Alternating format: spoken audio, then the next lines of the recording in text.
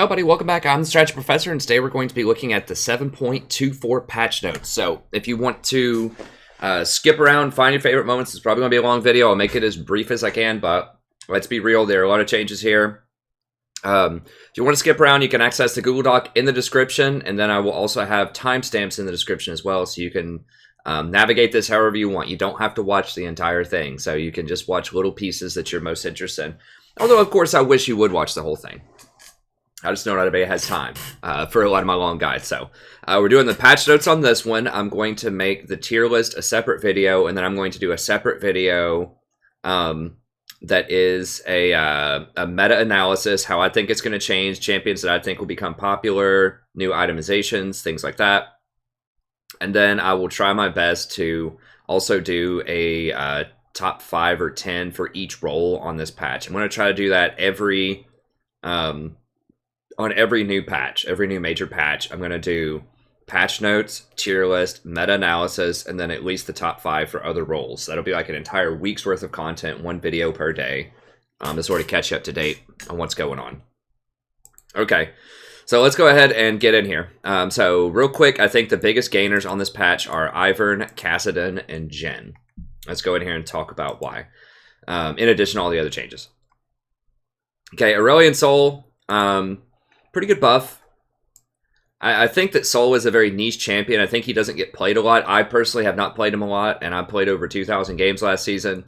So I played a lot of League of Legends, and I probably saw Aurelian Soul less than 20 times in solo queue. You just never see this champion. So honestly, I don't know really what he's capable of other than the numbers on the page. I do know that he roams very well. I do know he has pretty decent wave clear, but I see him fail. The few times that I do see him, he's usually bad. There's occasionally a good Aurelian Soul. So he's a very niche pick. He can roam very well. This cooldown does help him a little bit with his ult, but I'm not really sure exactly what holds him back. I know that if you get on top of him, he doesn't have much in the way of escaping other than his ult, so this will help him with that. I just feel like other champions do kind of the push and roam thing a little bit better, most notably Talia and Twisted Fate for solo queue. So you can definitely dominate with Aurelian Soul, but I wouldn't recommend him unless you put substantial practice on him first. And once again, I think your time would probably be better invested with either Talia or Twisted Fate. But it's up to you. If you like him, you can play him. This is good. Phase Rush definitely helps him. I'm pretty sure he's someone that would really like Phase Rush. Now, I'm not sure how his spinning globes are affected by Phase Rush. I'm not sure if each globe counts as a different spell hit and thus would trigger Phase Rush or not. So I don't know. You'll have to look that up and research it on your own. But there's probably a lot of good resources out there for Aurelian Soul. I'm just not one of them. So overall, buff, good. I still think there are better options unless you just really love them and want to one-trick him. Okay, Bard. This is actually pretty substantial. I mean, they're changing his base meat damage from 30 to 40, so that's 10 extra damage early on. I think the scaling is still the same on it. Yeah, then 15 per chime. Okay, per 5 chimes that you collect. So that means, you know, your early 5 charms, you can get like 55 extra damage per meat that you attack with, so it's pretty good. I don't think this really is going to buff it. I mean, I don't think it's going to change whether or not you want to play Bard. Let me put it that way. If you already play Bard, this is certainly good. The extra regen's also pretty nice. They're giving him 7.5. Now, regen doesn't matter. I mean, it's nice. It's nice. This means he can trade better in lane. Yes, he does have his shrine, but now you may not have to use it as often. You can save it for your AD carry or to escape. So, you know, that's 50% extra health regen per 5. So that's certainly substantial.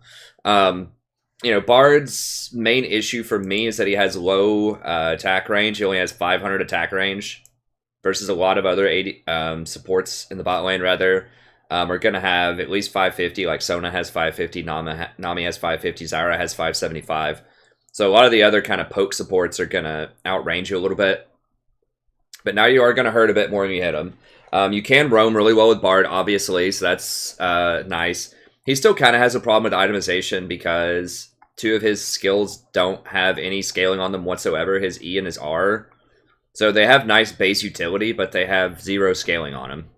So, and his W doesn't have that great of scaling. They had toyed with on the PBE the idea of giving him more shrines. I think he was going to be able to have up to 5 shrines or something like that. Like they're going to buff his shrines. But I guess they went in this direction instead. You can play Bard. You can certainly win. I still think he's a one-trick type of champion. If you're going to play him, you need to play him a lot. And a lot of it is just understanding when you can roam, when you can't roam. And a lot of that is dependent on your AD carry as well. You know, if your AD carry gets caught and killed every time you go get charms or chimes, then you can't go get chimes because they're just going to die. And so I think maybe as you move up in ELO, he's going to be a lot better. Your AD carry will know how to back up and play around your roaming. And, you know, they're just going to take magical journeys with you. Like they're gonna play around his strengths a lot more. They're going to understand what to do more. It just requires a lot of team coordination with Bard. And, you know, you can be really strong with him, but a lot of times it's out of your hands. You know, you're putting your effectiveness in the hands of your allies, which is pretty risky to do. I mean, you naturally have to do that as support anyways to some degree. I just think it's a little bit more exaggerated with Bard than others. You can solo kill people for sure. But I would just say, you know, if you play Bard, this is good, but I wouldn't necessarily hop on the Bard train because of this if you don't already play him. He is a very cool champion. He is very fun. I know people love him on the channel, so I'll just leave it at that. If you want to I think the best way if you want to play Bard, he needs to be a one-trick type of champion. But if you like him, this is certainly good for him. Camille, minor buff, minor buffs. So she gets a little bit more duration on her shield, which is nice. I assume in most all-in fights that shield breaks anyways within 1.5 seconds, but this could be helpful. And you get an extra half a second if you want to delay the extra attack. You still have to wait for the 1.5 seconds to get the true damage. So I don't think this is going to change her play pattern that much. Maybe a little bit for like really intricate high-level Camille matchups, but I don't think it'll matter too much. The big buff to her is the nerf to Bramblevest in particular, and also Sunfire. So that's going to hurt tanks a lot in the top lane, particularly Maokai and Shen, who are both very good into Camille. So I think those are the real buffs, and that's going to help. I still think that Fiora is probably better than Camille, but I think that Camille's a great one-trick. I talked about that in my most recent one-trick video, best one-tricks for each role. So be sure to check that out on the channel. Really in-depth analysis for every role. Good stuff. So yeah, I think that she's pretty good, but I wouldn't play her without substantial practice. I wouldn't play any of the fighters unless you practice them a lot in normals, and unless you just don't mind losing a lot of elo while you learn, which some people don't, and that's fine.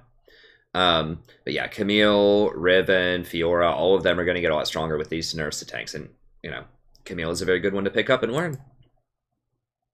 Okay, Darius' changes are interesting. They did nerf Bramblevest, which is going to hurt him in the fighter matchups, but he's naturally pretty good at those matchups, I think. I believe they're skill matchups. I'm not super well versed. Like, I feel like Darius, his kit should completely smash them, but I routinely see Darius lose to things like Fiora, Riven, and things like that. So I believe it's a skill matchup. I think if they can get inside to where the edge of his axe doesn't hit people, if they get within the whatever the grip part of it, I don't know the parts of axe is. The hilt, I think, is the outer part. I don't know. If they get in close to him, in other words, and he doesn't get like a really good Q on them, then I feel like they can beat him. And the nerf to Bramble's certainly going to hurt him. I don't think that he got Sunfire usually because he has pretty good wave clear with his Q anyways. I think he would usually get Dead Man's Plate instead, but you know, certainly this is going to hurt him on the Bramble front. Now he did get some extra AD at level 6 in particular, getting 20 extra AD off of the scaling. That's the most important number, I think, is that he jumps from 35 to 55 at level 6. So that's going to, you know, make his all-in really hurt. So I think he's okay. He's okay. I mean, I think he's probably better at plat and lower than he is higher, but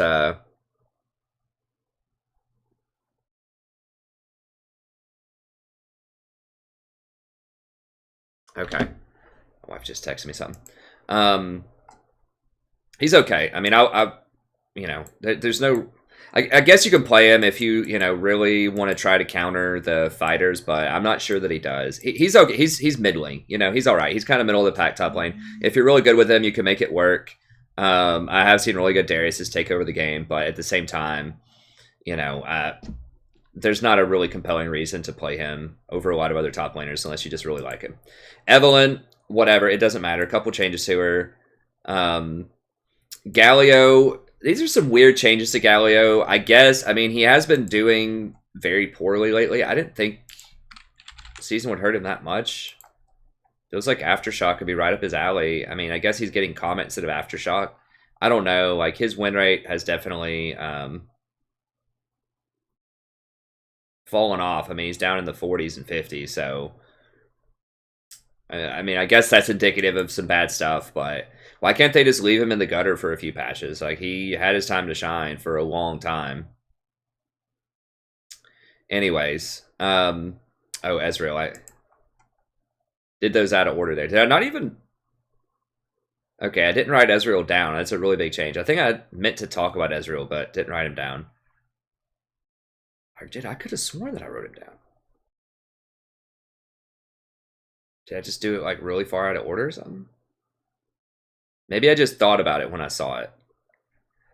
Anyways, okay, I'll talk about Ezreal and we'll write him in as we go. So Galio, they gave him base damages on his W, and they lowered the cooldown on his E. This is nice. I don't think that'll be too overpowered. This is weird. The thing is, I'm pretty sure he maxes Q first for the wave clear. So this isn't really even going to start to come into effect until like levels, 10 through 12 when he starts maxing this out more. But like early game, giving him an extra 20 base damage when you taunt people. That's up to 60 though. It's up to 60 base damage, level 3 if he taunts somebody. That's quite a lot. Now, yes, they lowered the ability power here, but if you don't really go for like the heavy ability power build anymore, I don't know, 60 damage, potentially level whatever, level 2, it's pretty strong. You have to get a full charge taunt though. Has a 0.6 ability power ratio on it now too. So they're taking 0.2 off of here and they're putting 0.6 over here. That's a pretty big ability power ratio also. This is really nice because he doesn't level that up until last. That's just basically a free 2-second cooldown off of Justice Punch. I think, didn't they increase the AP on that also? Of, like when they completely busted him? Like 2 or 3 patches ago when he was hotfixed in like 2 days. I don't know. This is very dangerous. Like, why would they give him a third ability that does damage? That means all 4 of his abilities do damage and have decent ratios on them. Hello, Kassadin. We'll talk about Kassadin here in a little bit. Let me see, because I know they increased a lot of his ratios before. Yeah, he's got a 0.8 on this. Now, they did nerf the percentage here, 3% per 100. I think it was like 9% per 100 or something like that at one point. But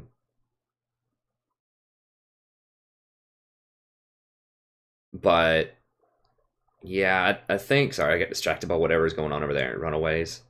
That's so much. That's a 0.8, and his Justice Punch has a 0.9 on it. And now they're giving his taunt an extra 0.6 in addition to base damage. Like, quite a lot of base. 60. It goes up to 180 or something. Yeah, it goes to 180. 60 to 180. That's a dangerous game to play. I don't know why they're buffing him. What is he getting these days? Are people just not building him correctly? Rod. That just feels really bad. I guess that's alright. They're still trying to build him full AP. No. I don't know. This is tough to evaluate. I feel like it could be too strong. They keep changing his whole paradigm and how he should be played and like what his rotations are. Like, it seems like almost every other patch, and so it's difficult to gauge.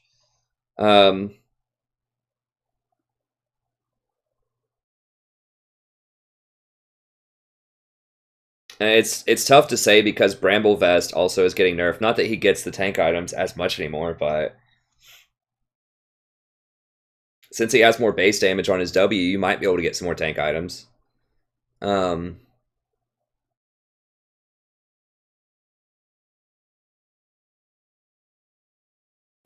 mean, I was still thinking, like, why not Proto Belt or something on him, you know, to get in closer for the taunt. Not, like, rushed, obviously, but... I mean, even Lich, like, do people get Lich Bane on him? I don't think people do. I mean, Comet's not that great, but, like, why not just Aftershock? I don't know. I feel like there'll be something with him. There'll be some combination of items that'll be, like, tanky plus...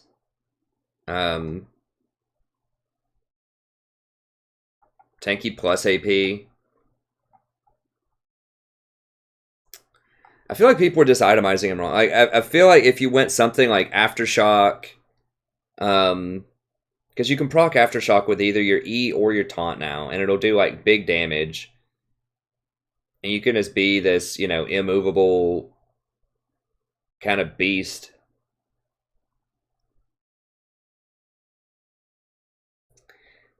Comet just seems like it's awful on him. I don't know. Like I feel like just going something like Aftershock, and then I'm trying to think of like an HP item. Like Rod of the Ages is a good one. HP item that also does AP damage. Like Rylai's is not going to be good. Leandries is alright. Yeah, I guess it'd just be Leandries. I guess you just go Rod, Leandries, and... I don't know. I don't know, but I feel like this is dangerous. It's a dangerous game to play with Galio. It's a buff. They did nerf other tanks. The problem is, like, very high sustained damage champions are good right now. Like, Azir's really good. Cassidon's really good. Cassiopeia might come back on this patch. Rise is alright right now. And all of those are pretty good against Galio. So I'm not sure. The jury's out, but I feel like this could be really good on him. And I think people are building too... Like, AP's really good, but... I feel like people just haven't figured out the itemization for him yet. I think that, like, at least getting Proto Belt so you can get into taunt range better and giving you another... And something that'll give you another ratio could be really good. I'm not sure. I don't know if this is going to make him, like, super overpowered again. It's definitely good. I'm just not sure how good. I'll think about it in my meta-analysis video. I'll think about his matchups and, like, where he might go. But, yeah, I mean, the extra damage is really, really nice. And having an extra 0.6 ratio is... Now that makes all of his abilities and his passive have extra ability power ratios on them. And we'll think about runes, too. I mean, maybe... I don't know. I'm going to have to go in the tank longer about that. Think about the metagame. But I feel like this is really dangerous. It's totally possible he's overpowered after this. Again. I mean, it didn't take much. All they had to do is give him point... The thing was, his Q had no counterplay to it, hardly, though. You just throw the Q on him, and it would deal, like, 50% of their health off of one item. So this requires you to at least get in close, but... I just think of a world where you go, like, you know, Rod of the Ages, Proto Belt, and maybe Lich Bane and just, like, one-shot people when you taunt them. Something like that.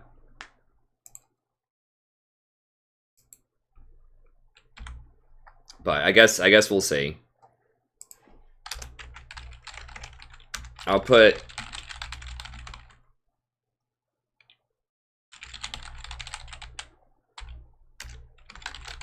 potentially overpowered again, because I just don't know. It's going to come down to his matchups. So I don't understand why people weren't playing him that much before. Like, does he really have that bad of matchups after Q? I don't know. So I'll have to examine it a little bit better. People just not have the right build. Okay, Ivern. This is another sort of head scratcher here. This is actually really cool because Ivern's one of my favorite junglers. He's not one of. He is my favorite jungler. He's the only reason that I jungled as a secondary role for like half of the season. No, I didn't. I was actually pretty good with him when he was like really overpowered. But, you know, I haven't been as good lately. So this is huge for him. This is really, really massive. Now, this is not as much of a reduction as it was on the PvE, I don't think. Let me see. Did they update it? So they change stuff around from the public beta all the time, and this is why I don't do the videos before. You'll see some of the big name YouTubers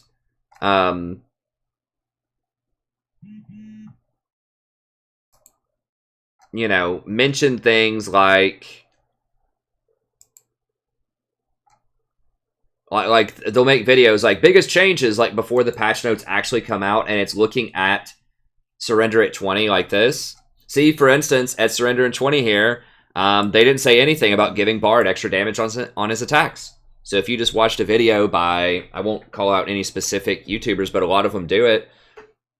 If you just watched a video by them that was like, here are the biggest changes, top 24 changes or whatever on this patch, before the actual patch notes came out, you would have missed that. You would not have seen the Bard changes.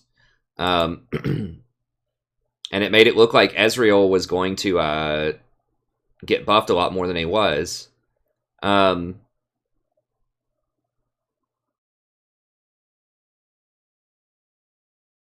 and they changed some of these numbers around too. So this is why I'll always wait. Now they lowered the cost, yeah, by 50, which is more than 8%. Way more than 8%. Yeah, so that's not as big as I thought it was going to be.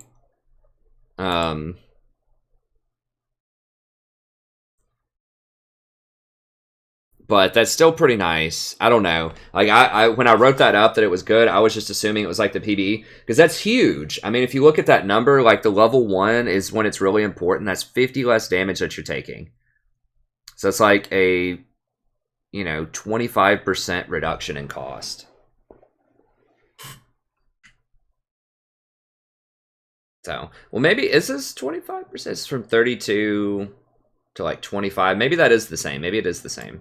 And I'm just bad at math. I mean, I guess that is about a 20, that's like a 25% reduction. Okay, okay. Okay. Alright, so it is the same. It is the same. Okay, so why is that important? Well, the big thing about Ivern is early on, his clears are awful. And the reason is, especially after the nerf, because what you have to do with Ivern, if you've never seen him, you have to, like, touch his minion, like, you touch the forest creatures, the monsters in the forest, and then they get tagged and they have this little circle around them, and you have to wait early on. It's 45 seconds, I believe. And then you go over and touch them again, and they're freed, and you basically get a free kill on them. But you have to wait the 45 seconds before you can touch them again, unless you smite. If you smite, it's instant. So Ivern can go over and take enemy buffs instantly if they don't watch. Right? But in his own jungle, and he can do that with his own buffs to a limited extent, but then you're waiting on the other buffs. You have to wait 45 seconds. So if they come and invade you at level 2 or level 3, then you're going to be underleveled, and it costs him a lot of his health. If you tag like 3 minions or something, 3 camps, then you're going to be at almost 0 HP at that point. And like literally, like a Lee Sin can just come in and just like, you know, flash auto attack you and kill yours, even if he misses his Q.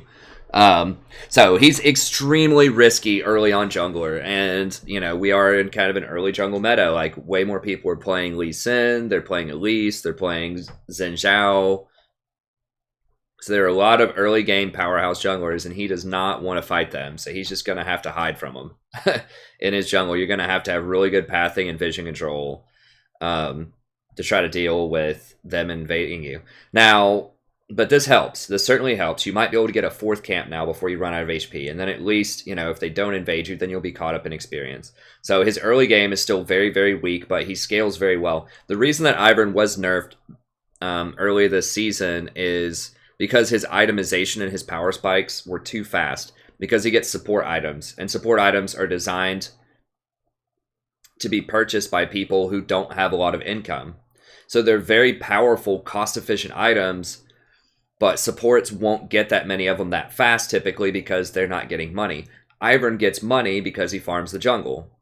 So So that means that he is getting things like Ardent Censer, like Knight's Vow, like Redemption. He's getting all this stuff way faster, and they compound with each other to just create this super efficient machine that's just so much faster than anything else can power up.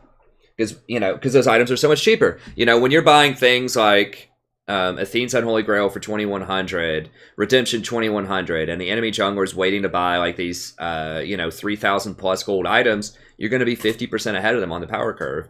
And so, once you get your Redemption plus your Ardent Censer, or your Redemption plus your Athene's Unholy Grail, and they only have they just completed their warrior item or whatever, you're going to be way stronger, especially in team fights. So that's something that's why they nerfed him, and they nerfed him a lot. So he is nowhere near where he used to be. Okay, so let's be clear about that, right? They nerfed the damage on his E astronomically. It used to do 190 damage, and they nerfed it down to like 120. So his shield does no damage. It lasts a lot less time, I believe. And they nerfed the base shield on it. I think used to be something like 240. I'll just pull it up really quick. They gutted him. People hated playing against this champion, though. He's like a Janna in the jungle. People just hate him. I like Janna, though. And I liked Janna in the jungle as well. But yeah, I won't spend too much time here. Let's just recap where he was so we understand sort of where he is now. Because he's not where he was, but I think that he's back in a spot where he's at least viable again. So if you start looking at Ivern, they just beat this guy down so hard. You start looking at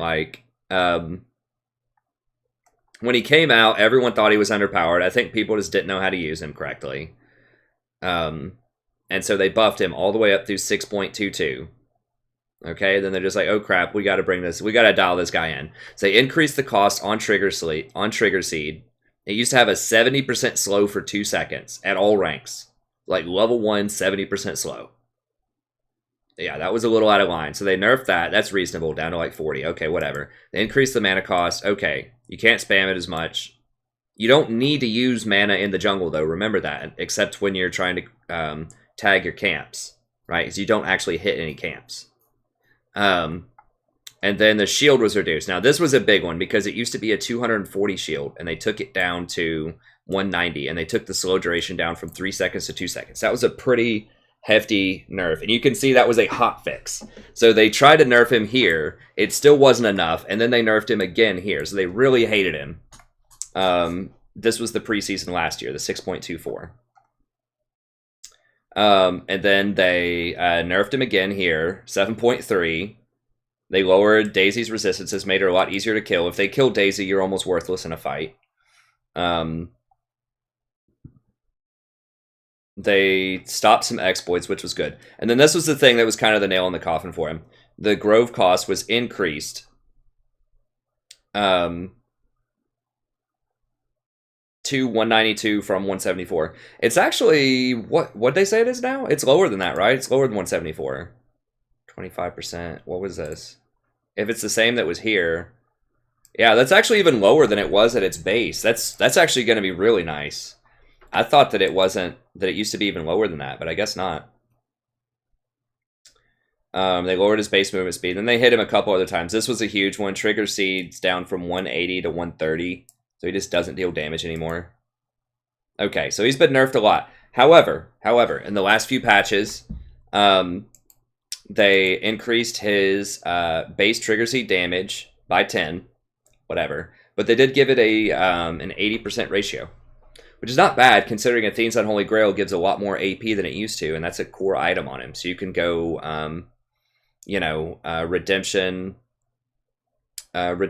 Athene's, and then maybe like Ardent Censer or something like that. They just did nerf Censer, but that's something that would be in the cards. It'd be interesting.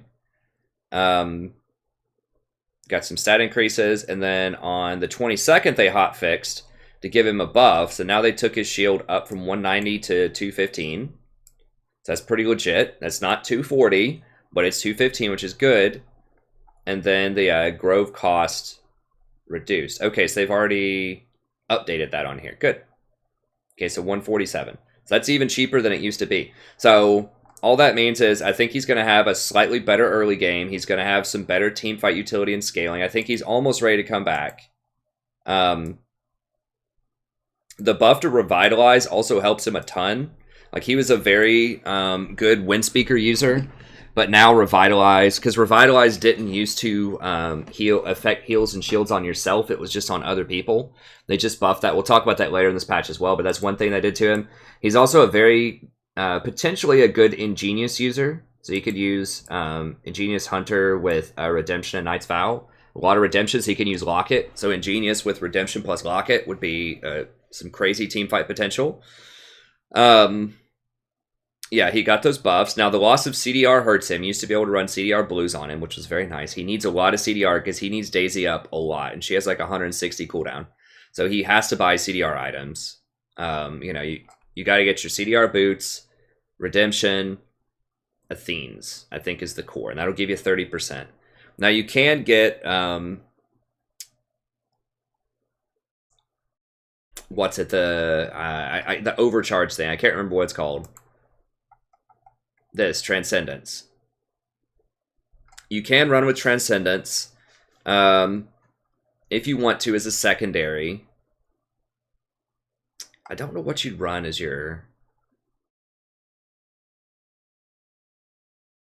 primary. You don't need that. I mean, I guess Guardian, I think, is what a lot of people run. 10% of your bonus health. I think a lot of people, so you'd probably run like Guardian. Something like Guardian, Font, Conditioning, Revitalize. Aftershock's also possible, but you only have your Q to proc it. Yeah, I'd probably just run Guardian. And then secondary, you'd have some options. You could run something like Transcendence. I don't know, maybe Transcendence Gathering Storm. I don't really know. I don't know what the perfect runes for him would be yet. I'd have to think about that. But yeah, that would help. It would help quite a bit with the CDR issue. And then that means you could go Locket. So you could do something like Ionian Boots, Redemption... Ionian Boots, Redemption, Athene's Unholy Grail, Locket, and then if you have a Genius Hunter, then you would get the cooldown on Locket plus Redemption. That sounds pretty good, and that'd be 40% CDR. You could also sneak a Knight's Vow in there if you want. So he has a lot of flexible items he can get, and he's a good complement to either tanky or damage supports, just non-utility supports. And utility supports aren't getting a lot of play right now. Now, one reason you may not want to get Locket is because your allies might get Locket, but you could still use Knight's Vow and Redemption would be great with Ingenious Hunter. And don't forget, you also get the Zombie plus Ingenious Sweeper combo, which is great for vision control. And you want vision because you do not want to fight the enemy jungler one-on-one. You want to know where they are at all times. So, yeah, I think it lines up pretty good. And the reason he's good with tanky supports is because then you're both not going to be getting Redemption. You're both not going to be getting Ardent Censor. So that's what kind of sucks, is if you have Ivern on a team that already has an Enchanter, it's not a good pick because you're going to overlap a lot of items, right? Your Redemption, mostly Redemption and Ardent Censor. You have two of those. They lose a lot of their efficiency. But now the same could be said of Knight's Vow with tanks. I mean, the best people with him are like an AP support. Like a Zyra is perfect. Like a Zyra, a Vel'Koz, a Lux, a Xerath. People are playing this more and more because then he brings the utility to the table. He brings the teamfight items. He's able to protect people with the shields. And then conversely, he doesn't have a lot of damage, so you get a lot of damage from the support role. So that's the best place to have him, is in a meta where everybody's playing high damage stuff, because then he gets to be the support out of the jungle. And that's when he was best. That's when he was really oppressive. If you look at when they were nerfing him a lot, that was a very super high damage oppressive meta. Okay, that's even, I don't know if it's worse than now in terms of damage, but it's there. It's basically the same thing. They like to do super high damage in the preseason. But yeah, because you don't need extra damage from the jungle if everyone else has massive damage. You can be the utility. And so that's when he's best. And so if you have something like I said, Zyra, Xerath, Brand, something like that, he's a great pick. If you have a tank you know, something like a Leona or a Thresh. That's a good pick. Now, Taric, he's not going to be great with Taric. I mean, maybe. You'll have to coordinate with the Taric and ask him which items he wants, and you can get the other ones. So if he doesn't want to get Redemption, you get Redemption. If he doesn't want Knight's Vow, you get Knight's Vow. If he doesn't want Locket, you get Locket. If he gets all of those things, you know, you're going to lose a lot of efficiency. So he's not great with Taric, but he's great with a lot of the other tanks that aren't going to be getting the Enchanter items. So just coordinate with somebody. If you know, pick Ivern early and they pick Taric, just ask which items, you know, he wants to get so that you can plan it. So I'm not so sure that he's going to be as good as he once was, but I think he's definitely viable. So, you know, once again, he's a great Ingenious user. He's great in a meta where there's lots of damage. Now he can actually, you know, function in the early game. Revitalize is very good on him. Guardian's pretty good on him. So yeah, I think that's really good. And tanks are getting nerfed as well, which is actually good for him also, because, you know, you really don't want to run Ivern if you're running like a tank support and a tank top laner. You're just not going to have enough damage on your team probably. But if you have something like a Fiora top instead or a Riven top, well, now that opens up a good space for Ivern because you're going to have enough damage if you have, you know, a hyper carry top lane. Which, since Bramblevest got nerfed, you're probably going to be seeing more hyper carries top, which means Ivern's going to be a lot better. So Ivern's going to be better. A lot of it is a meta shift. I'll talk about that more in the metagame video. But these direct changes to him are also good. The Revitalize and just actually being able to clear your jungle early. So I'm excited. I mean, I love Ivern. You know, I love it. I might actually go back to playing jungle as secondary. Probably especially because a lot of people aren't going to recognize that he's going to be doable again. I hope he is. I mean, it's possible he's just trash still, but I'm hoping. Speaking of trash, well, Jarvan's not trash. I just hate him. I hate this champion so much. Everyone that's watched my stream knows it. He's just a monkey champion. I just hate him. He's been so overpowered for like 14 patches, and there's just virtually no counterplay to this guy. And it doesn't even matter how you build him. Like, you can even just monkey itemize him. Just like play roulette with the items and just build whatever you want, and he's still overpowered. You don't even have to buy the right items. You don't have to have a specific comp for him. You don't have to buy the right items. You do whatever you want. You know, you can even fail early game and he's great later. Like, I definitely have beaten Jarvan and I've seen him fail, but this champion is like the definition of oppressive. Other than Kassadin, he's probably the most oppressive thing right now. I've talked about this a ton before. If you look at this champion, he's ridiculous, and he's ridiculous at all levels of play. He's like, in the pro play, he has been pick banned for like 14 patches. In bronze play, you know, he dominates. Right now, obviously you're going to say, but on champion.gg, he only has whatever percentage, you know, maybe 50% win rate. Like, you can fail with him. He still has a 54% win rate. Like, I thought he'd be like 50%, and he gets played all the time. I mean, he gets up to a 60% if you play a lot of games with him. So there is some skill with him, you know, whatever. If you got to hit your flag and drag combos early, but there's just so much forgiveness. He's so tanky, just naturally his base stats are really high. His shield gives him a ton of free tankiness. His Q gives him 26% armor shred. Like, this ability, low cooldown, 770 range. Like, why does it have that much range? 770 range, area of effect, shreds armor on everybody, has an insanely high AD ratio, really high base damage, combos for a knock-up, low cooldown, like high scaling. I mean, what is that ability? It's everything. Like, it's burst damage, it's wave clear, it's low cooldown, it's utility for your team, it's crowd control, it's got nice range. It's got a low mana cost. I mean, it's absurd. And his E, you know, why does it do 240 damage? That's so much damage for something that's supposed to be like a dinky little utility setup. It's such high base damage. And then his ult, I mean, it's 3.5 seconds of crowd control that can't be cleansed or QSS'd. Like, if you don't have flash, or if you're not playing a champion as a jump, you're screwed because you're not getting out of there. And he can trap multiple people in this thing. And his engage range, you know, like his engage range, I massed it out one time in a past video that I did, his engage range with Flash is like 1660. Like, he can literally jump from like one corner of the screen to the other and engage on you. He has some of the furthest engage range of any champion in the game. And you can't miss. You just point click with your R. And it starts on 120 cooldown. It goes down to 90. Does huge damage. Massive scaling. 3.5 seconds of crowd control. Okay, so the moral of the story is this doesn't... I mean, this is nice. I'm glad they finally have recognized that Jarvan's overpowered. I'll give you a hint. It's not because of Electrocute. They're saying, oh, it's because Electrocute is too strong. He's a serious kill threat now. He's always been a serious kill threat. At least, not always, but since like 7-10, where they made some key changes to him and like the meta shifted around. So you can build him without it, you can build him tanky, you can build him however you want to build him, and he'll still just crush everybody. Now, doing a certain amount of the target's current health, okay, whatever.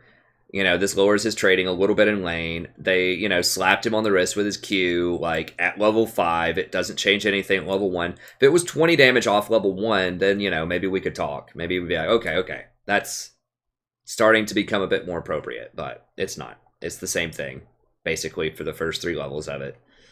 So, yeah. So, it's a nerf. It doesn't matter. He's still pick ban. He's still ridiculously powerful. You know, the changes don't even affect him in terms of like the Sunfire nerf or the Bramble Vest, because he doesn't have to buy those. He can just buy lethality.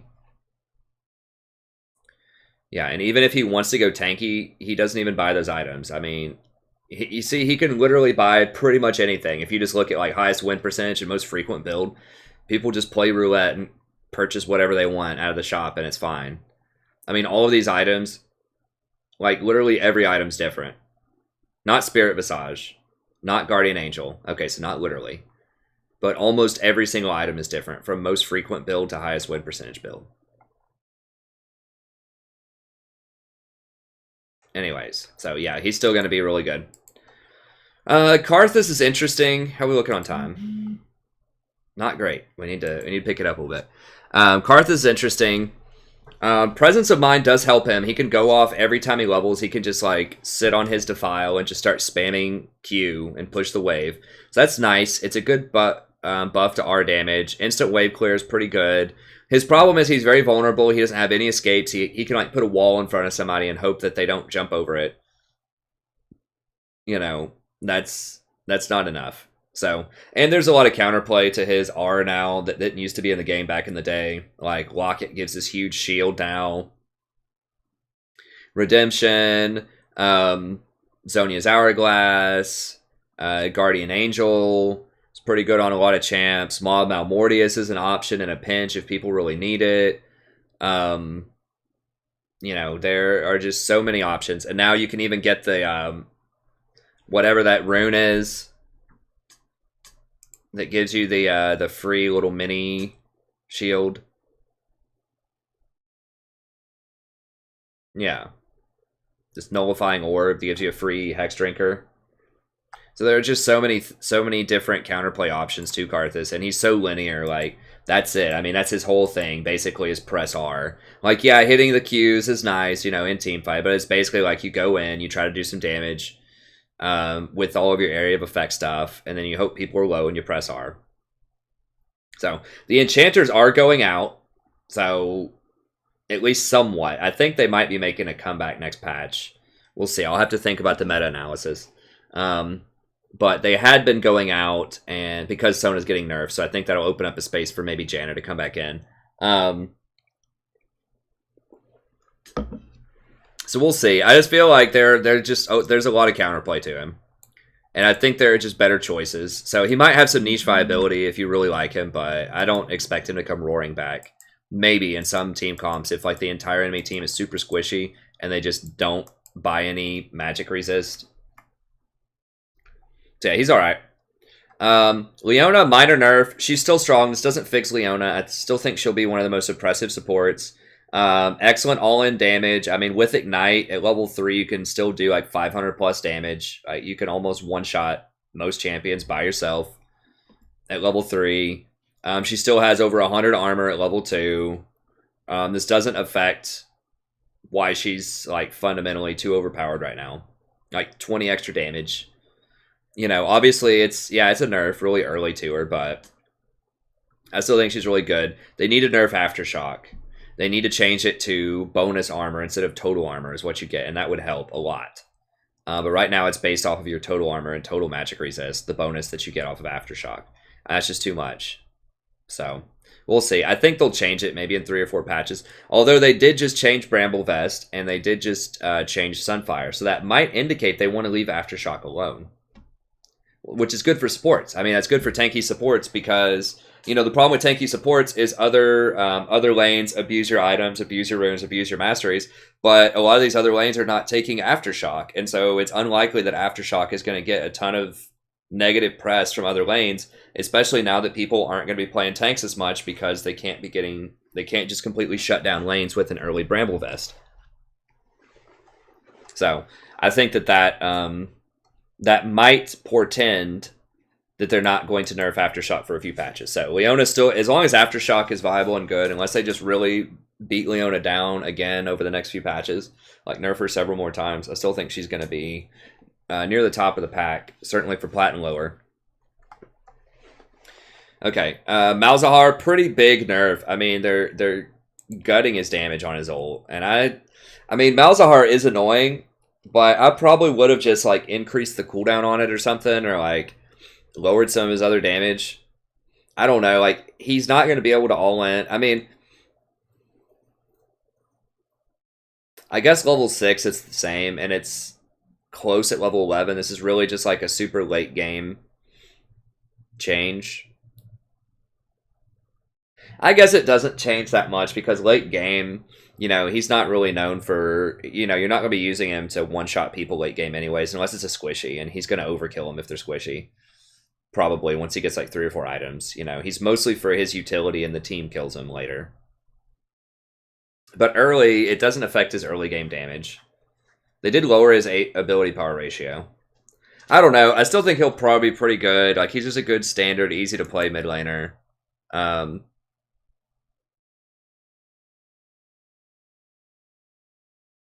Okay, so yeah, I misread that when I wrote that up. Oh, I meant to talk about Ezreal too. But yeah, I mean, he'll still be good. People might play him less because of this, and that's going to help out champions like Fizz, LeBlanc, Cassidy, and other assassins that Malzahar is pretty good against, especially with extra jungle pressure. Okay, let's talk about Ezreal here real quick.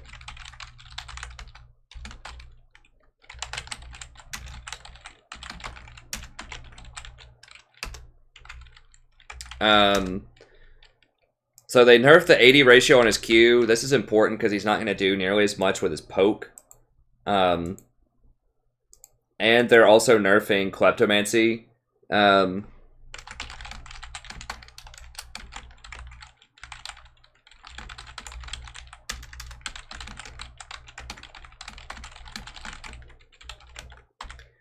I think it'll bring him down a notch to where he is viable. I mean, here's the thing: you can't nerf him too much, or he just like won't even be viable because Vayne is very popular right now, and Vayne is a very good counter pick to Ezreal later because he can't really run away from her, and he can't pressure her in lane enough, especially without enough damage on his Q. So, I mean, that might be one reason why Vayne is super popular right now. I think it's mostly just because the skin came out, but that is a consequence that a very, you know, a classic counter pick to Ezreal is really popular in the meta right now.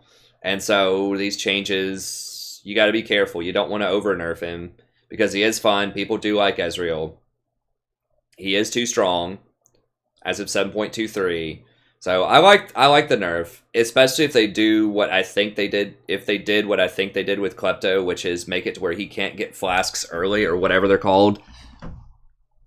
The huge stat sticks early that he can randomly proc. I think they changed that. They didn't say what they did, but they said they smoothed out kind of the itemization and like the curve and the loot table or whatever out of it. So I think that means he's only going to get like small health potions and maybe some mana potions early, and he's not going to be able to get like skill ups or the flasks or anything like that. Because what happens is if he gets one of those flask items, I mean, let me pull him up real quick and I'll show you what I'm talking about.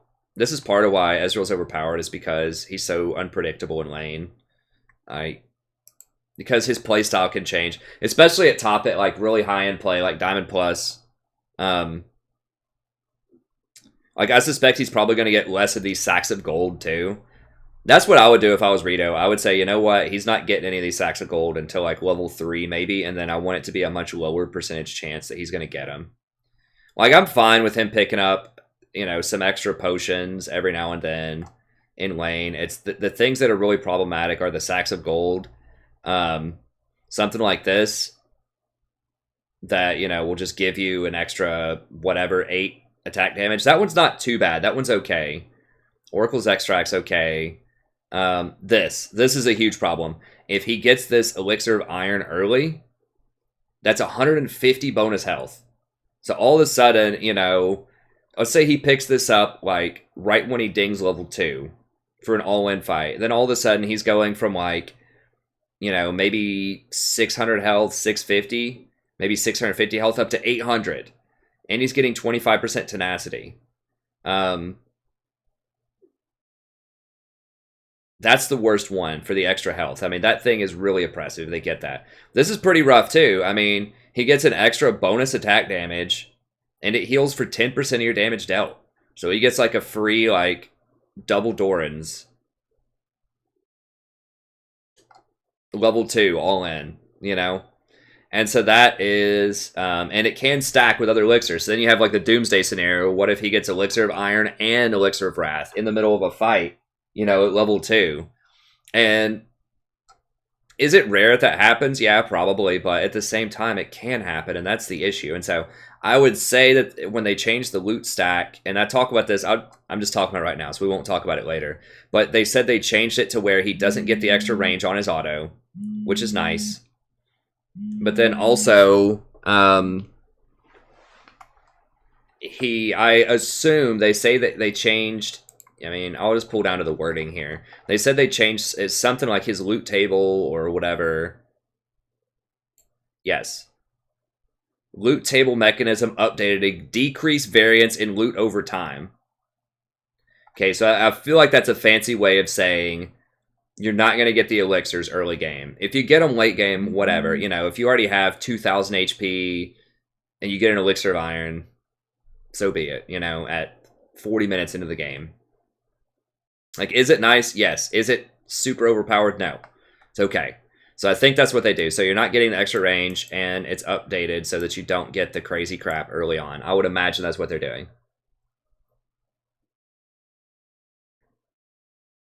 Yeah, and I mean, that's basically just Ezreal consistently uses this. So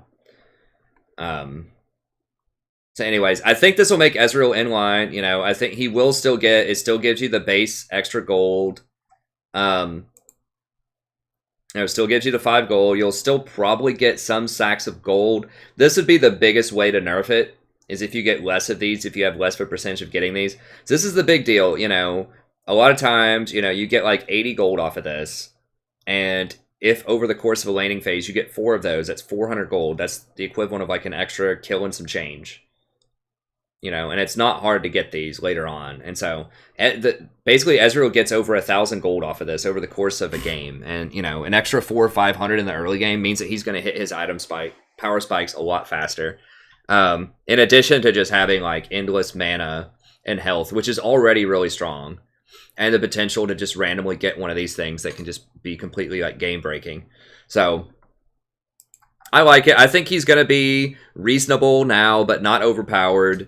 After the Klepto changes, the change means that his Q poke will do a decent chunk less or later, but it's going to force you to get Trinity again, so you're not going to be able to get Gauntlet, so he's going to have to be a little more dangerous. So he's okay.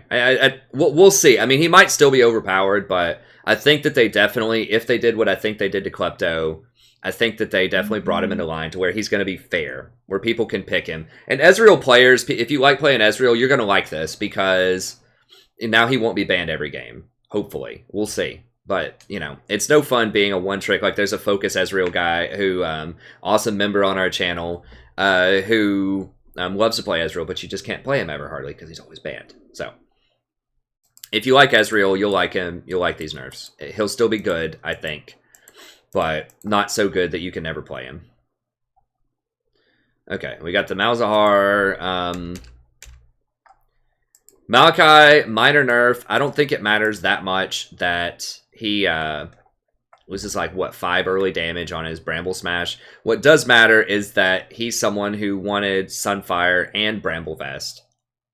And that's a really rough position to be in. So yeah, 5 extra damage here doesn't matter early on. Although that is going to hurt his wave clear even more once he gets to level 9. So I think that the Bramble nerf and the Sunfire are really going to hurt this guy big time, especially against things like Camille, Fiora, things that are already pretty good against tanks. He's going to have a hard time with that. So we'll see. I mean, I don't see him that much in solo queue. He is there some. He's kind of popular in pro play for the most part. But I think a lot of it has to do with Bramble Vest. So still viable, but he definitely gets knocked down a couple of pegs after that. Morgana change. I know people want this to be a thing. It just doesn't matter. It just doesn't. It does not fix the issues. I know people want to be hype about Morgana. It does not fix her issues, especially in the middle lane, which is that she's extremely skill shot dependent with her Q. And she doesn't have very good escapes. All she can do is black shield herself and pray. Her wave clear is okay. She does not roam very well. She's just alright. There's just a lot of counterplay to her. She basically has one ability that matters when she's in mid lane, and that's her Q. And she can just get bullied out really hard by poke champions. Like a Talia will just have a field day with her, or an Azir, or a Cassiopeia. They're just going to have a field day with Morgana. Cleanse can get rid of it, so, you know, they're going to take Cleanse against her probably. Hourglass can kind of negate a lot of it. So she's a very low sustained damage champion. She just does not do enough damage. And you need a lot of damage out of the mid lane right now because most people are running tanks bottom. So you really need your mid laner to do a lot of damage in this meta. And so I don't think it fixes it. It's like, okay, she gets less spell vamp against the wave, and she gets more when she spell vamps against enemies. It doesn't matter. That's not her issue. Her issue is her cooldowns are too long, and she doesn't do enough sustained damage. So now you get even more triggers here.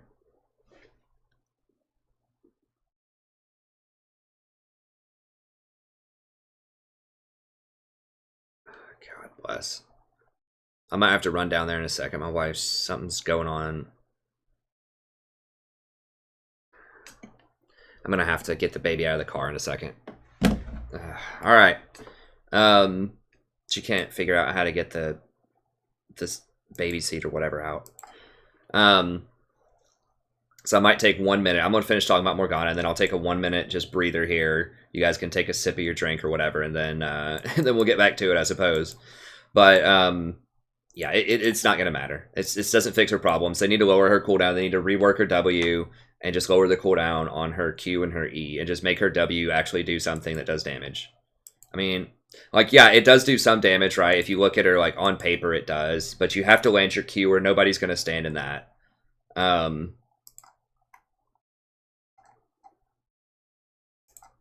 Yeah, I mean, total max damage up to 600 if they sit in it for a full 5 seconds. I mean, maybe they could drop this down to like 3 seconds and then make it do that much damage over 3 seconds. That might be a little more valuable. So then, actually, if you hit your Q, you would be able to do 600 damage off of it. I don't know. I don't think it's going to matter. As far as for, like, support Morgana, this isn't going to change anything. No, I mean, this is nice. Getting the extra mana is nice. I mean, that scales really well with Fairy Charms if you want to go like a, you know, a redemption build or something on her. But otherwise, not that great. All right, my wife's freaking out. Give me 1 minute here. I'll be right back.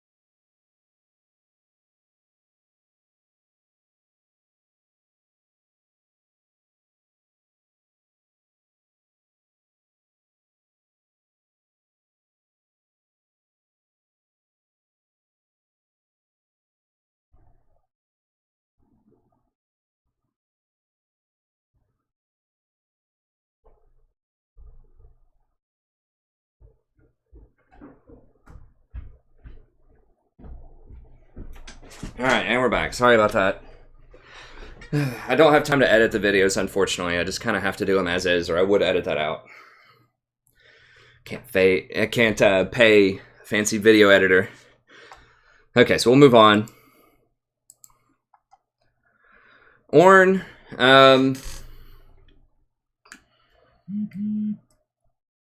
This is bad. This is really bad for Ornn, and the reason that it's bad is not just because it's a nerf, but because Riot's confused and they think that the Sunfire Cape change is a buff. We'll get to Sunfire in a second. Actually, let's just get to it right now, because it's really important for talking about a lot of these things. So I've been alluding to the Bramble Vest. What they did was the magic reflect damage, instead of 15, is now 3 plus 10% of your bonus armor. That does not include your base armor. It's important to note that. So, bonus armor. That means that you have to end up buying a lot of bonus armor. So, how much does Bramble Vest naturally have? Isn't it like, it's only like 30 or 40 or something, isn't it?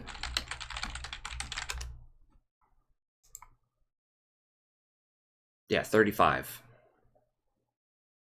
So, by itself,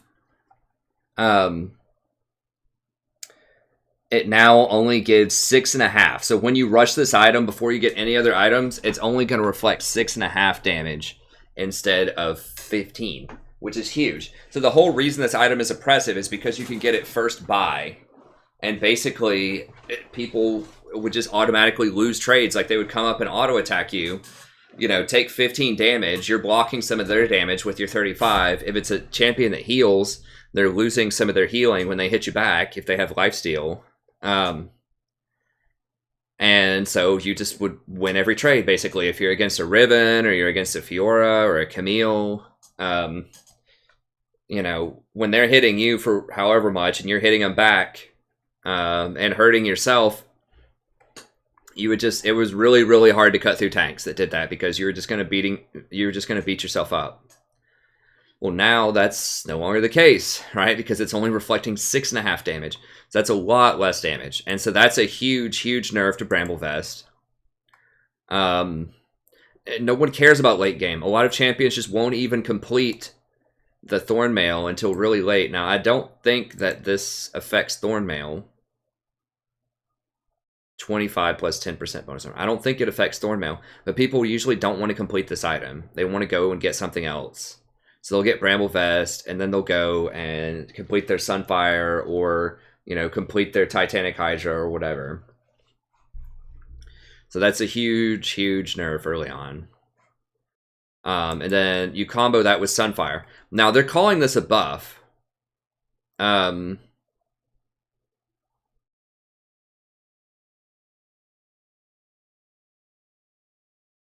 Sunfire Cape is the healthier dynamic. So what they're doing is now this does 25 extra damage. So it does 14 extra damage, rather. Goes from 11 to 25. But they remove the bonus damage to minions. So now it goes from 200% bonus damage down to 50% bonus damage. That's huge. The 50% bonus damage. So, you know, if we just do some math here, if you had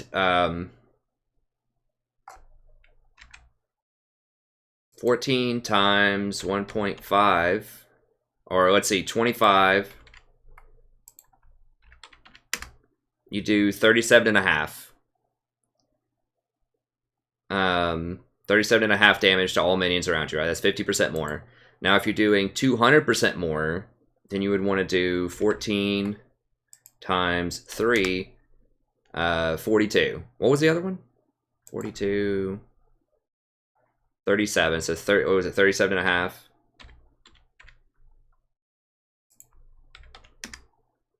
Okay, so I guess it's like 11% less damage.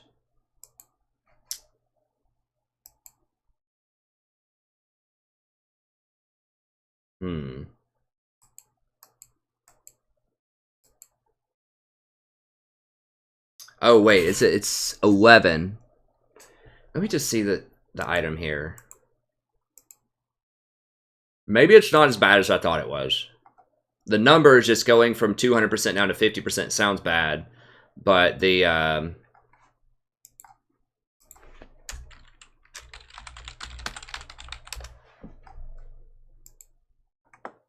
maybe it's not as bad as I thought, though.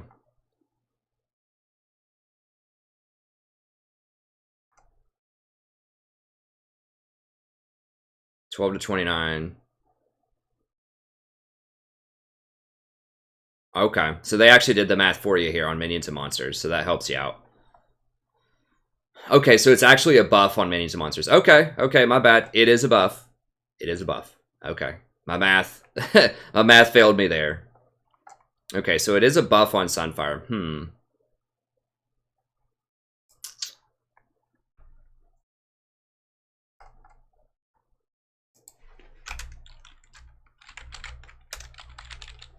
I'm confused. I apologize, Riot. I'm confused. That is actually a buff.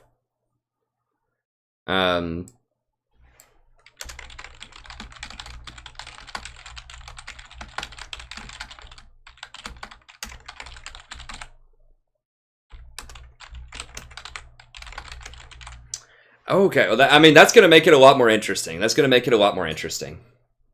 So, Maokai, that might actually... I don't know, Bramble hurts so much, but... I'm going to have to think carefully about that then. Yeah, because Bramble is... The Bramble nerf hurts, but then the Sunfire helps a lot with wave clear. And you're actually going to do a lot more damage in trades now. So you might actually just skip getting Bramble early and just rush Balmy Cinder again. How much... Did they didn't change Balmies at all, or did they? Yeah, I mean, you might just rush Balmies now.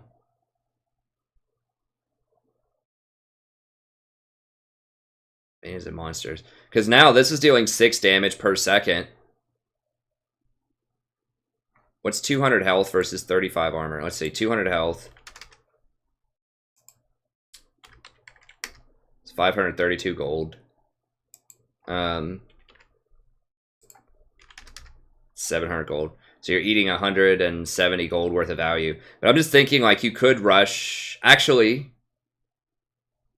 170, but this is 100 gold less because Bramble is 1,000 gold because they nerfed that a couple of patches ago.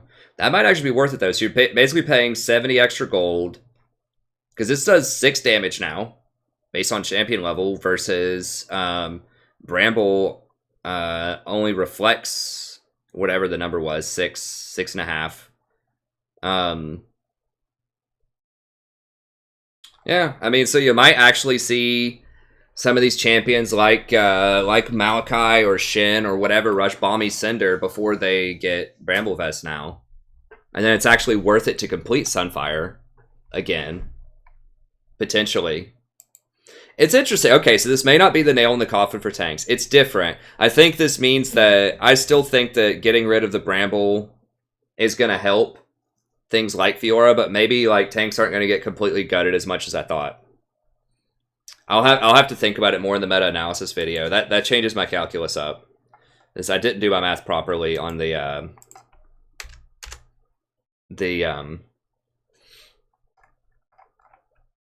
Sunfire. So I'll have to think about it.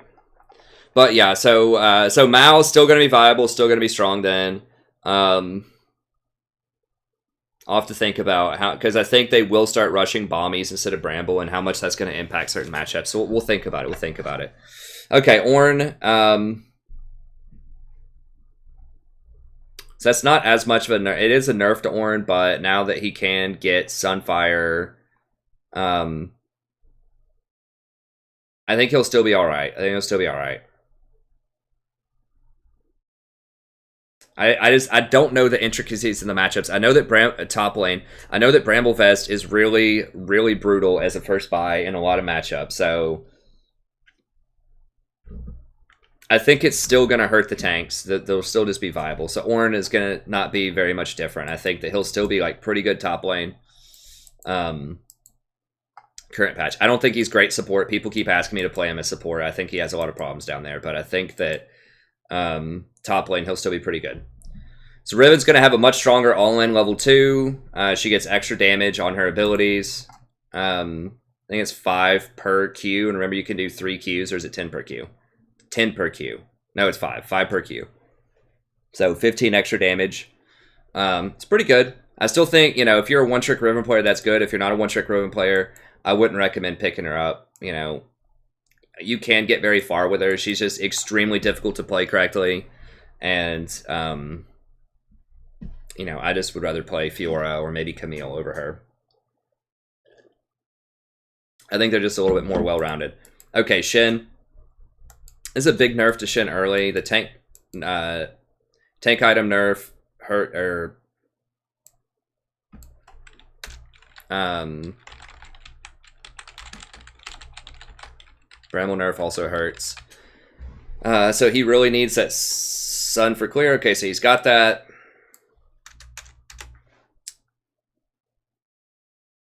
I'm not so sure. I'm not so sure those champions are going to completely crush him now. I think that it does hurt him as Shen support. I think it is going to hurt his early trading. The fact that he got his Q nerfed by 10 damage. That's a lot early on. It's a whole lot.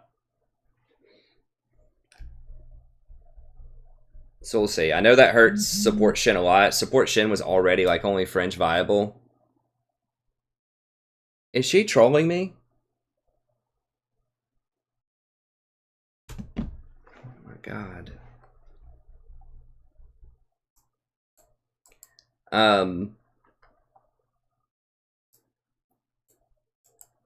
So anyways, I think, God bless, I better go. Something else is going on down there. Let me go grab it real quick. I'm sorry, guys. Usually she respects the fact that I'm recording things like this, but I don't know what's going on. Let me go just 30 seconds, and I'll be right back. So Shen, he'll still be pretty good. It's difficult. I'll have to run some numbers for the meta-analysis and, you know, think about the matchups, but he'll still be viable. This is definitely going to hurt his early game, though, especially in the support role. So I'll be back in 1 second.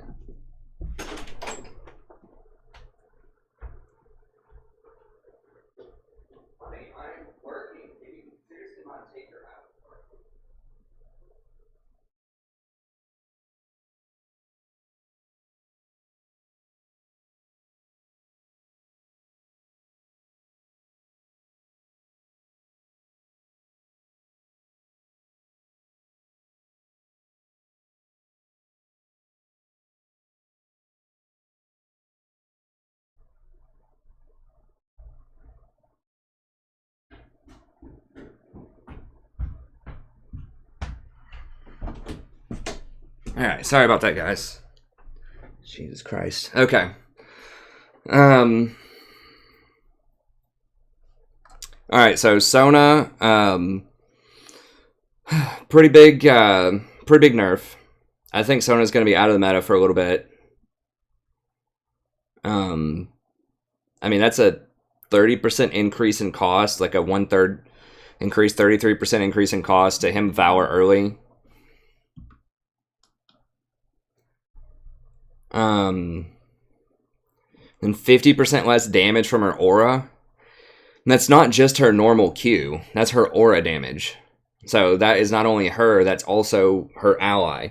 When they trade in lanes, that's really 20 damage less. I mean, that's rough. That's real rough. Like, she still scales later, but she's going to get beaten up. Like, she already has a tough matchup against Leona. She doesn't have great matchups against Zyra. I mean, Zyra's not too popular right now, but, like, Leona's super popular. Thresh has good matchups into her. All of those AP supports have pretty good matchups into her. Like, people are starting to play, like... I've seen all kinds of random stuff down bottom. I've seen, like, Lux. We've seen... Xerath, Vel'Koz, like people are trying out all of these AP champs. I mean, maybe those are just my games lately, but I just feel like she has a lot of really bad matchups now. Because one of her core things is she could pressure people out early on, and then she has kind of a tough mid game, and she can get picked off and killed. But then once she gets like 3 items, then it's just almost impossible to beat her in a team fight.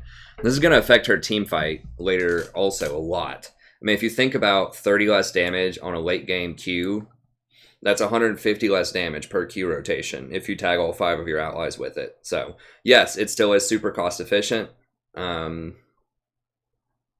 But this is really big. And they nerfed her a lot, too. They hot nerfed her a little bit ago. And they nerfed her W a lot, I think. Nerfed her W and her auto attack damage.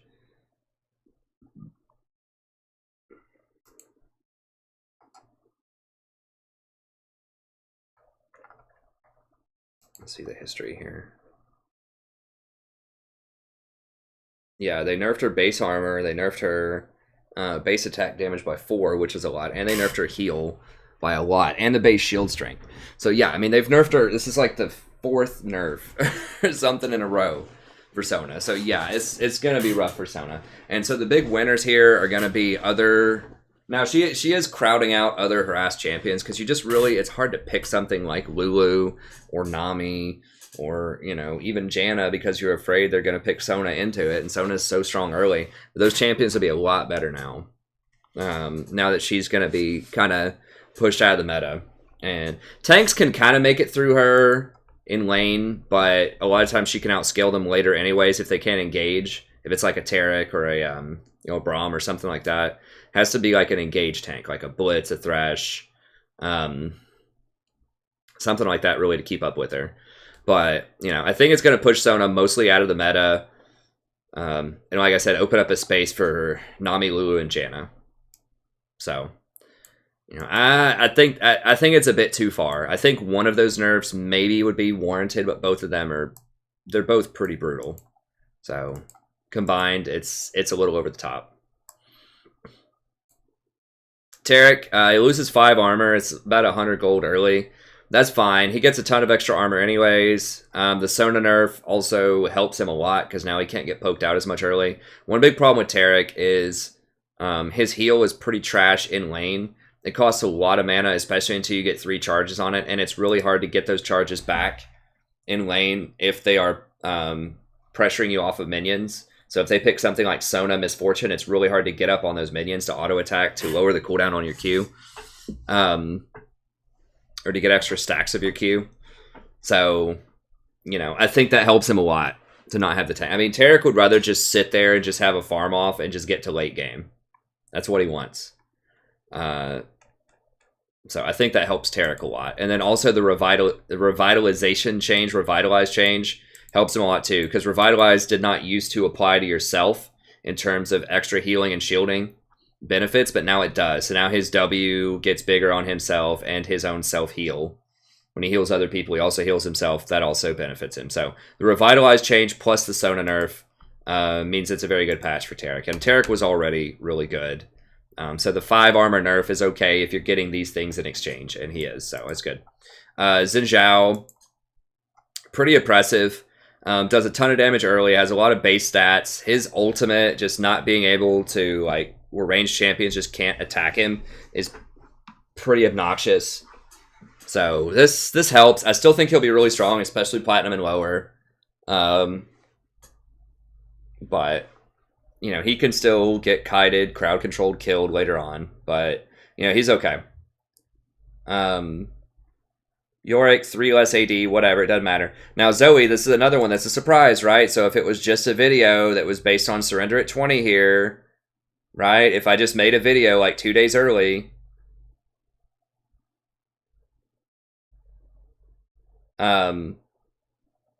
then you wouldn't have seen all this, right? So if I made a video 2 days early, biggest changes on 7.24, I wouldn't have captured this, but they made changes that were not on the PBE here. They changed a lot about Paddle Star. I don't think that matters that much. They did lower the duration of the summoners, so now you can't walk back to lane and get them. You have to, because it takes about 30 seconds to walk to lane. You have to get them in combat, which is nice. And then they nerfed this a lot, the Sleepy Bubble Trouble, or Sleepy Trouble Bubble. It only refunds if it hits a champion, the cooldown. You only get the lowered cooldown. Drowsy duration, it takes longer for them to fall asleep. The slow is reduced. The distance after going over a wall is reduced. The trap radius is reduced. Mikhails can remove it now. So yeah, so I mean that's a lot of changes to this spell. So it's probably decent, but that's definitely some nerfs. Now the Q basically is an extra 2-second cooldown or so. If you cast it behind you and then move it forward like most people do, that's about 2 seconds. So it's got an extra 2-second cooldown effectively, which is huge. Yeah, that's it. I don't think that Zoe was that oppressive. I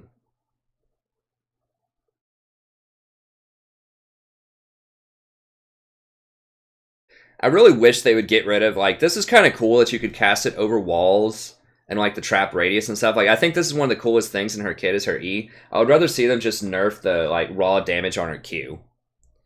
But that's not the direction they decided to take. Like, I don't know, because there's just not a lot of counterplay. Like, I guess this is the counterplay. But I would just like to see a lot less damage on the Q, but that's fine. I mean, she's fine anyways. I'm not even sure she needed a nerf. Like, very top-end players might be really good with her, but most people are not that great with her yet, so I don't think she really warranted that much of a change, especially when they let Kassadin keep going. But we'll talk about that here in a second. Okay, Zyra. These are weird changes, and this isn't everything. Once again, PBE said she was going to get a buff on her R, said she was going to get a buff on her E. None of that. So they just kept these, like, weird changes that are probably nerfs. So they had me a little worried. I don't know what they're trying to do with the health changes. Like, yeah, you can, melee champions can one-shot it. That's okay. It's not amazing, but what I'm worried about is area of effect damage in team fights. So if Cannon, like, ults, is it just going to instantly kill the plants? Like, that's what I'm worried about. And I feel like that might happen. Let's see. They're less durable in the late game against all other sources, since ranking up W no longer increases their health. As a side note, there are a few more plants overall. So it says they're less durable. So I don't exactly know what all these numbers mean, but I suspect that they're going to die a lot easier to area of effect, which is going to be pretty awful.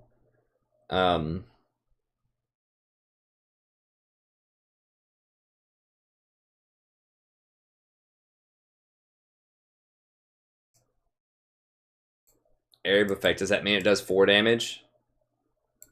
Okay, basic melee attacks do 8 damage. Okay. Single target spells do 8 damage. Okay, so a spell now can kill it.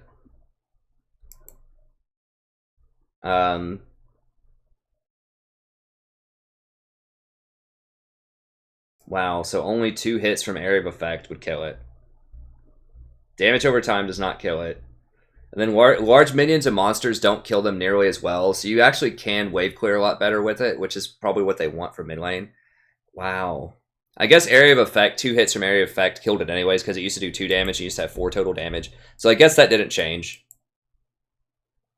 I don't think it's going to change that much. The plants will spawn closer to you, which is nice. You have a higher probability of them being relevant, the random plants. And you do get some plants back off of kills and assists. I don't think it's going to matter. I think that mid lane Zyra is still going to be bad. She's still too immobile, too easy to pick off, too easy to kill, too skill shot reliant. The thing is, when you're a support, you can hide in bushes a lot more because you don't have to CS. And that's the big difference, is that you're able to sneak up on people and catch them with your E and kill them. And that's what makes support Zyra so strong, is she can bush people so well. When you're mid lane, you have to sit in the lane and CS, so you can't afford to hide in bushes. And they're going to see you when you try to E them. It's a very slow-moving, telegraphed skill shot. Most people will dodge it, you know, in a one-on-one situation, at least, you know, around Platinum Gold level. So, you know, I don't think this helps. They're trying to help mid lane Zyra. It doesn't help. She needs some kind of mobility or something if you want her to be able to be played in the mid lane. Like, she makes up for that mobility bot lane because she can use the bushes.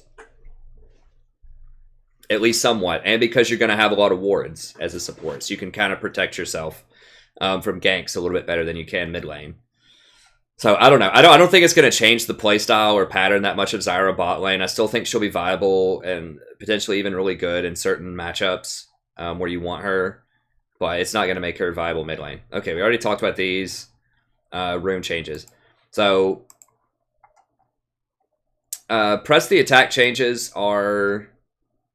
I'm going to go ahead and just put these all down here. Just keep that all on one page.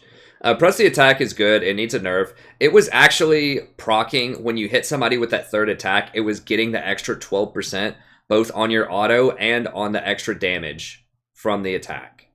So that's what they changed. So that extra little bit of damage as you get the whatever 100 bonus damage for the third attack was actually getting 12% more, as was the third attack itself. So now the exposure is now applied after the damage. So it's no longer going to be 3 attacks and boom, this massive burst of damage. It's 3 attacks and then you start doing incrementally more damage. So I think that definitely makes that a lot more fair in terms of trading. So it'll still be strong, I think, but that definitely takes it down a notch. Lethal tempo, the cooldown going down to 6 seconds is pretty nice. You might see champions like Kalista and Twitch running lethal tempo now rather than press the attack. Twitch especially, because what a lot of people don't realize is when you attack somebody with your R, when it hits the first person and then goes on and hits the second person, it resets press the attack on the back target. So you can never in a team fight hit the same person 3 times if you're hitting multiple targets, because it just resets every time you hit a new target. Because each hit of the R applies on hit. That's why Twitch's poison is so strong. That's also why Blade the Ruined King is so strong on him. But yeah, so that makes press the attack actually not that great at all later on for Twitch. So Twitch really wants to run lethal tempo instead, and this is going to let him do that. So that's good news for Twitch. It's good news for Kalista, who also wants, a lot of attack speed. Now this is one of the more interesting one, Fleet Footwork. Now this thing was absolute garbage in 7.23. And I had someone argue with me about this for like 45 minutes the other night. I guess it was like the other week. It was like 3 or 4 weeks ago.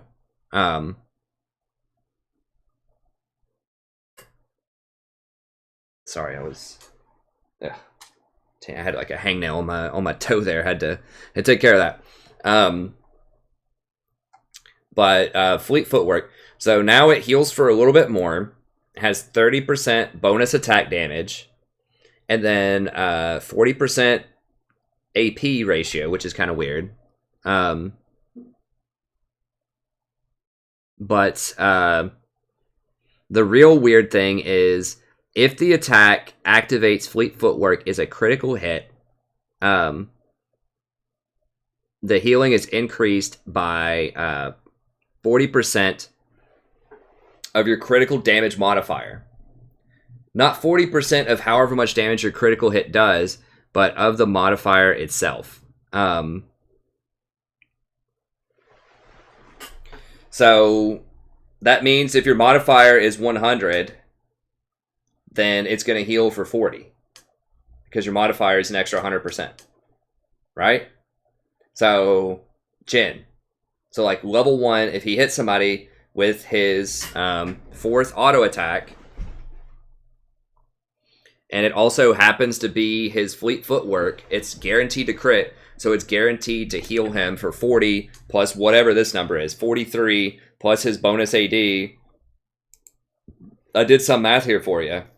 So it's going to be like 50 plus healing at level 1 on the 4th shot. So you can just walk up and start autoing somebody, and then whenever this fleet whatever goes off, if it's your 4th shot, then it's going to heal you for 50. That's a lot. And it's going to give you a lot extra move speed, so you can run away after that, or you can, chase him if you want to.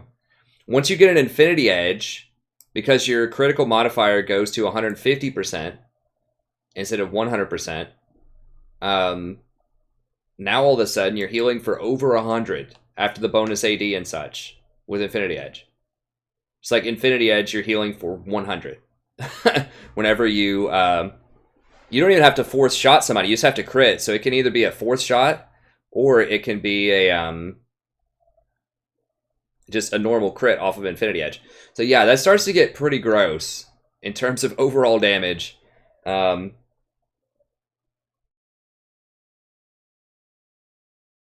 So yeah, I mean that's pretty, like when you get to like 80% crit off of like standard items on that, and you're critting almost every shot, each crit. Now, it's not each crit though, it has to be each Fleet Footwork crit. I don't know. I'm not sure the exact numbers on this. I know those numbers, these two numbers, but like late game when you have like 80%, I'm not sure how fast Fleet Footwork goes up. Like it's going to be awesome for healing, or for laning rather. But in team fights, I don't know. Like this might become the standard. Like this could be really good.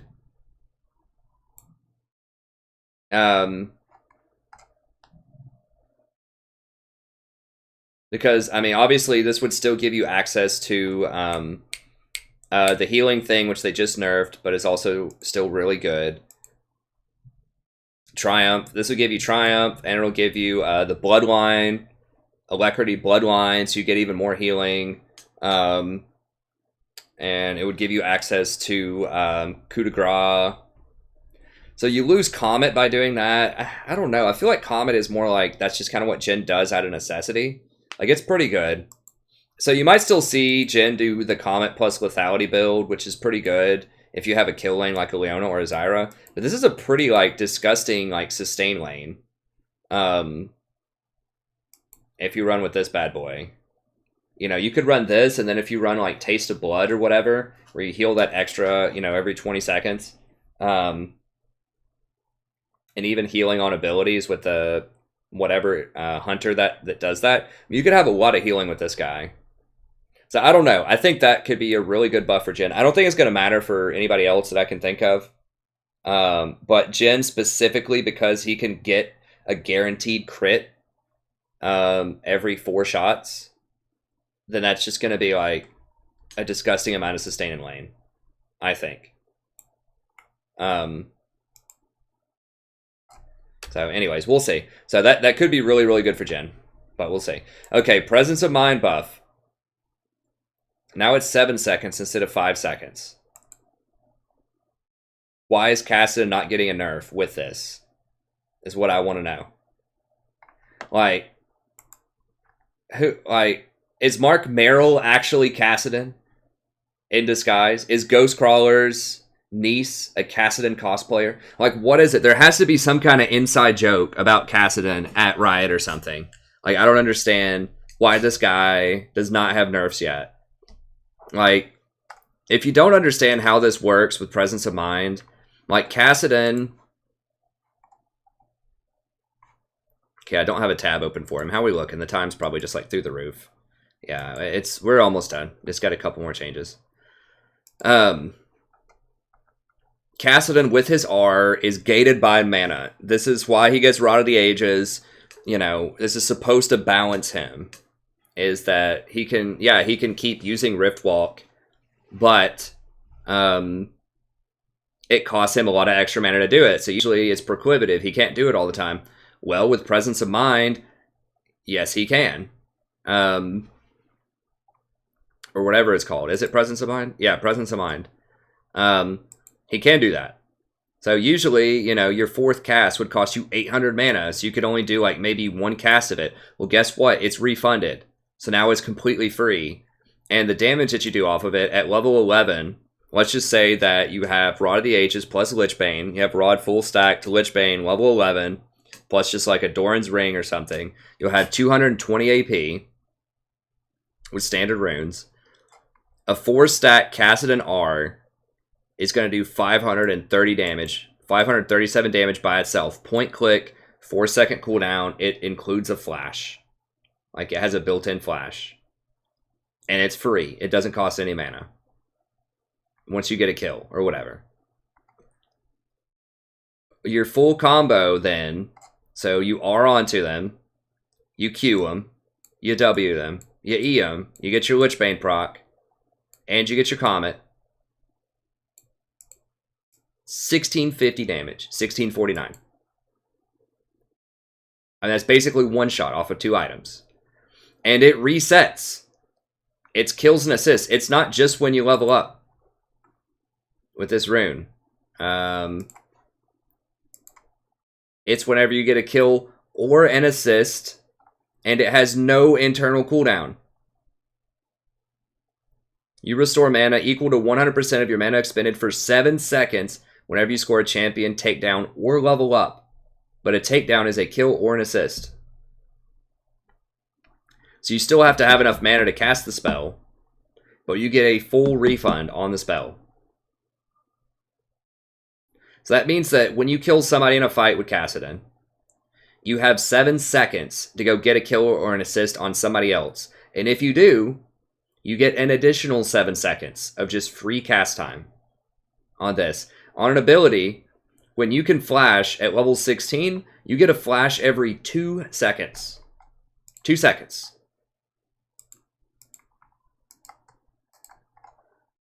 That would do 598 damage with the same setup, right? So assuming you don't have any more items. This is 2 items. I mean, if you start to get, you know, Void Staff or Zhonya's Hourglass or whatever, it just goes up even more. It's over 2,000 damage. If you probably had just like one more item, like Zhonya's Hourglass, it'd be over 2,000 damage in a spell rotation. 2 seconds on this flash. That means you could get off 4 of these, because you do 1 instantly as soon as you get it. And then you could get 3 more. That means that you can basically flash somewhere between 3 to 4 times on top of somebody and do 600 damage to them each time you do that every 2 seconds. So that means you could do 2,400 damage to them just by spamming flash on top of them. Even if your other abilities, even if you just don't want to use your other abilities just for funsies, you could still do 2,400 damage just flashing on top of people. And by the way, Lichbane's only a 1.5 second cooldown. So you get that extra 180 damage every time you do this. So you might as well add 180 onto this. So it's like 780 damage every time you do it. So now you're doing like 3,000 damage over the course of this. Your Q is on a decent cooldown. Like, it's like 9 seconds or something. Yeah, 9 seconds.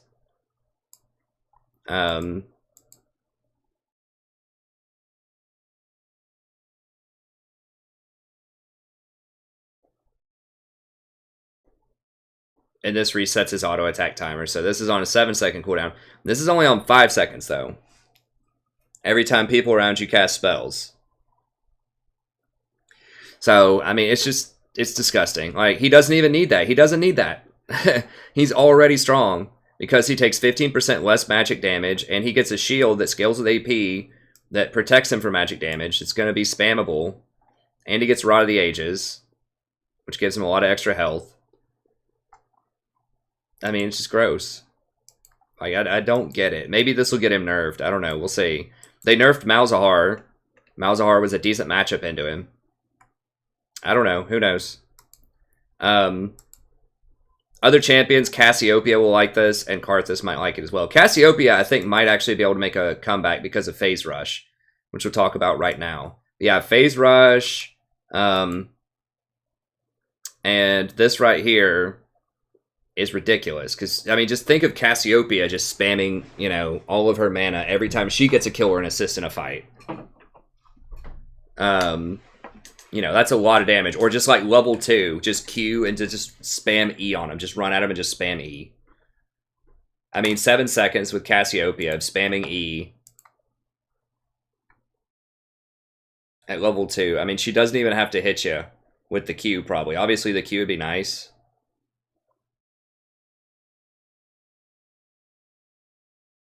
There we go. Alphabet is hard. Alphabetical order is hard. Yeah, 0.75 cooldown. So you could get off 6, 8. About 8 or 9 of these.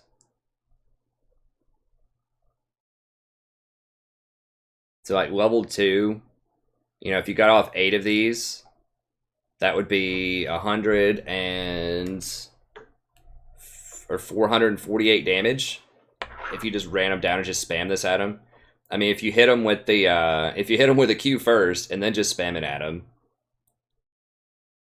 Oh, that's the heal. Bonus damage is 10.